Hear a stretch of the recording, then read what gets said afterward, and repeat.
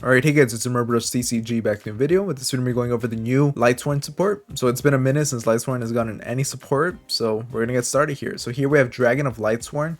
So this looks like it's gonna be like a baby red eyes or baby blue eyes, but for Lightsworn, just based on the art here. Dragon of Lightsworn is the name of the monster. It's a low forward light dragon effect monster with 1500 attack, 1300 defense. You can only use each of the effects once per turn. If you have a Lightsworn monster in your graveyard, you can special summon this card from your hand. Obviously, most of the time you're going to have a Lightsworn monster in your grave, so you're going to be able to get this out pretty easily.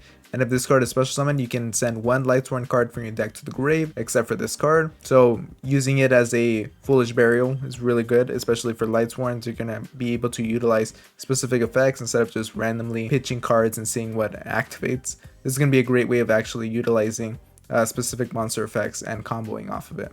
And if this card is sent to the graveyard, you can add one dragon monster with 3000 attack, 2600 defense from your deck to your hand.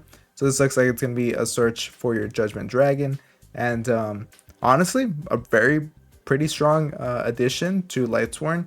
It looks like it has an easy way of getting it out, it has a great Foolish Burial effect, and it has some searchability built in as well. Seems like a strong lineup that I definitely see Lightsworn running. Alright, so here we have Weiss, the Lightsworn Archfiend. So it's a level 4 Light Fiend tuner effect monster. It's a new tuner, so that's cool to see. You can place one other Lightsworn card from your hand to the top of the deck and special summon this card from your hand. Then you can send the top two cards from your deck to the grave. This is another way of specifically being able to target what Lightsworn monsters effects you want to activate. And in this card, instead of directly pitching it like we saw with the Baby Judgment Dragon, instead you're going to be using this effect in order to put a Lightsworn card from your hand to the top of the deck and then mill it here, and you get an additional mill, but you're going to have control at least of that effect. And of course you're going to be able to special summon this card out, and it's a low 4 tuner, so that's a lot of usability as well. And if this card is sent from the deck to the grave, you can target one Lightsworn monster in your graveyard and special summon it. So that's a solid effect as well. Being able to use this in order to special summon a Lightsworn monster out, it's a great addition, and honestly very solid. And I think it's just going to increase the overall consistency of the deck, which is good to see that they're trying to work that out, just so that it isn't as awkward like trying to get some combos out here. And not like completely random. And here we have Enlightenment Dragon. So it's a level 10 Light Dragon fusion effect monster with 3000 attack and 3000 defense, and requires Judgment Dragon and Punishment Dragon. So that's pretty cool to see. We're actually going to get a fusion for both these dragons. So it looks like it's going to be special summoned by banishing the above cards from your field and grave, one from each. So that makes sense. That's great that you don't have to run a separate fusion card for it. Once returned quick effect, you can pay 2000 life points, banish all other cards in the field and in the graveyard. So what a powerful wipe. That's going to be pretty fun to use, especially since the quick effect. That's going to be a bit annoying for your opponent to deal with, and pretty easy to get out. Once returned during the end phase, you can send the top 4 cards of your deck to the grave. So of course, just that built-in Lightsworn milling.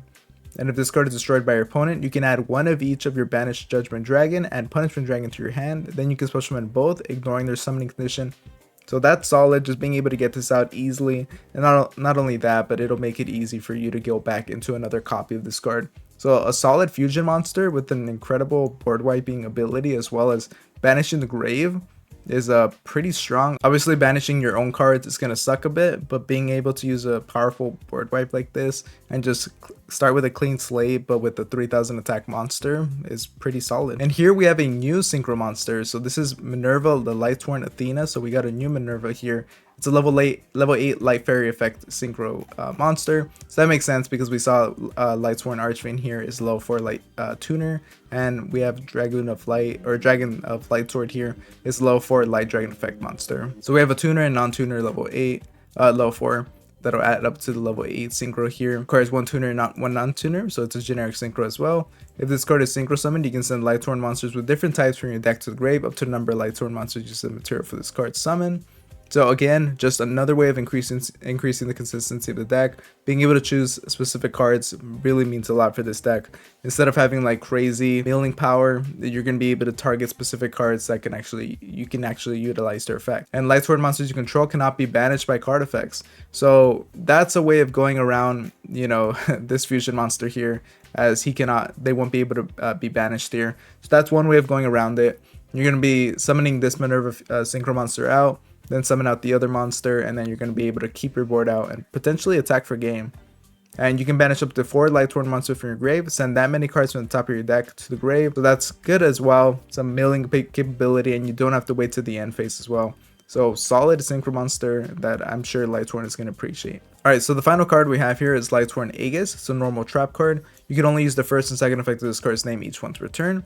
You can target face-up cards your opponent controls up to the number of Lightsworn monsters you control and negate their effects until the end of his turn. So that's nice, just a bit of a negate built into a trap. And if this card is sent from the deck to the grave, that's just going to give you some more interactions during your opponent's turn.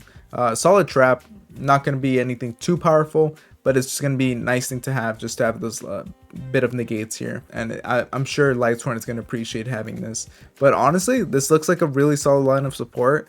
It seems to address like the whole random milling of the archetype, and overall the consistency of the deck is going to be a lot better.